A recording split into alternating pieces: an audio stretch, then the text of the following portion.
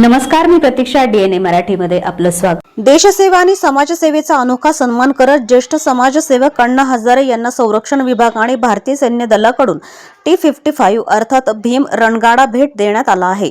सैन्य दलातील अण्णा हजारे यांच्या योगदानासह त्यांच्या दीर्घकालीन समाजसेवेची दखल घेत हा विशेष सन्मान करण्यात आला. रणगाडा राळेगण सिद्धी येथे दाखल झाला असून अण्णा हजारे यांना औपचारिकरित्या सुपूर्द करण्यात आला. यावेळी अण्णा हजारे भावुक झाल्याचं पाहायला मिळालं. त्यांच्या स्मृती आणि प्रेरणादायी कार्याचा गौरव म्हणून हा रणगाडा राळेगण सिद्धीत जतन करण्यात आला आहे. मी स्वतः केलेलं आहे. 1965 गोळे लागले, 3 गोळ्या लागल्या तरी वाचलो. मी ठरवलं की आता हा माझा पुनर्जन्म आहे. आता हा नवीन जन्म गाव, समाज आणि देशाची सेवा करायची असा निर्णय घेतला आणि मी व्हॉलंटियर पेन्शनदार झालो आणि व्हॉलंटियर पेन्शनवरती आलो. लग्न केलं नाही कारण आधी ठरवलं होतं तिचं आयुष्य गाव, समाज आणि देशाची सेवा करायची. लग्न करावं तर चूल बटाणं ते जाईल, मला धोका दिसायला लागला म्हणून मी ठरवलं नाही करायचं लग्न. लग्न सगळेच करतात पण कोणीतरी वाहून घेतलं पाहिजे. देशासाठी, समाजासाठी स्वतःला वाहून घेतलं पाहिजे. ते भेट मिळालं त्याचं कारण आहे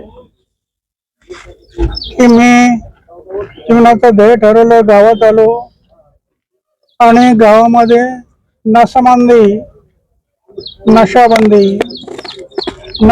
फॅमिली प्लॅनिंग, नशाबंदी, चराईबंदी, जनावर उघड्यावर सोडायचे नाही, कुऱ्हाडबंदी, श्रमदान.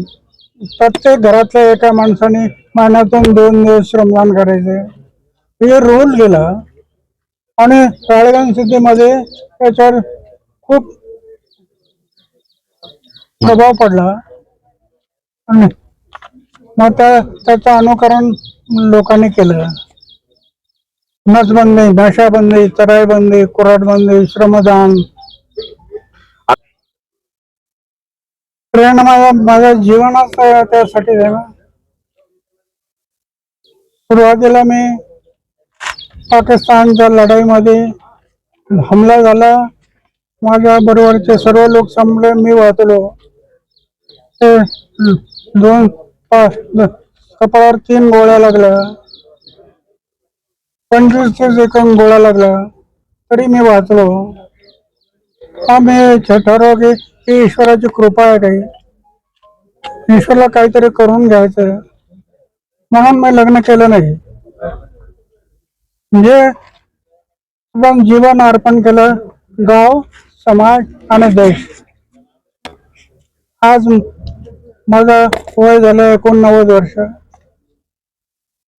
करत राहायचं विभागाने मी न मागता, मी मागितलं नव्हतं पण त्यांनी हे सगळं आमचं काम पाहिलं होतं, गावाने केलेलं काम पाहिलं होतं आणि त्यांनी म्हटलं होतं की एक जवान गावात आल्यानंतर कसं काम करतो हे, म्हणून त्यांनी त्याला रणगाडा तोफा बक्षीस म्हणून